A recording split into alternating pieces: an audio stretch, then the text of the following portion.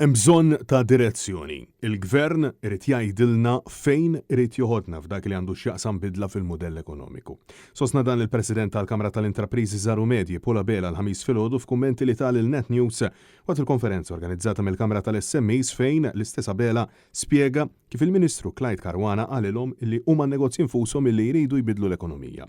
Madankollu l-President taċ-Chamber insista li mhux il-baħħara jiddeċiedu li ma' direzzjoni jieħdu l-vapur iżda il-kaptan. Aħna l-budget tal-nhar it-tnejn li ndar il-kaptan jgħidilna x'direzzjoni ħamorru.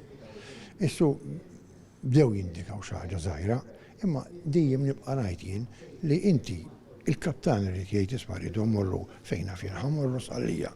Mela jiena sqallija irrid ngħaddi u l-baħri jgħinu biex jasal hemm.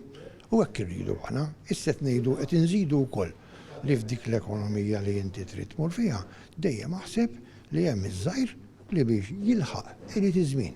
Pola Bela sostna li bħala xar snin ilu hawn sentimenti li l-pajjiż jeħtieġlu bidla fid-direzzjoni bħalma xed ukoll l-istħarriġ imwettaq mill-istess Kamra illi wera li 80% tal-parteċipanti jemminu li l-Gvern qabad direzzjoni ħażina. Qed ninsistu mal-Gvern li kull taqliba ksam bidlu l-ekonomija rridu nbidluha b'tali mod li l-negozji żgħar imorru pass pass biex ikunu nistgħu jlaħqu mal-kamjament. Għax nitlu biex iġib li ġaħat u semmejt il-wind farms li jinvesti 100 miljun jew 200 miljun offshore dal-affarijiet kollha u n-nistana ma jagħmlu xejn.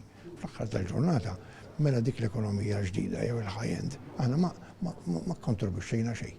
Filwaqt li bħal Partit Nazzjonalista l-President tal-Kamra tal-SMEs faħħar il-fatt li l-Gvern baqa' jissussidja l-enerġija u ċ-ċereali deskritta bħala mossa essenzjali u insista li l-intrapriżi żaru medji ma jistgħux jiġu minsija. Aħna minna l-proposti l-Prim Ministru qabel il-budget u dawk il-proposti tagħna ma daħlux.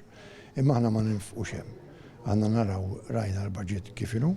L-iktar ħaġa importanti bħalma żemmejt fid-diskors li għamilt dolodu hija s-sussidju fuq il-fuels u fuq iċ-ċereali u kollox. Dak huwa importanti.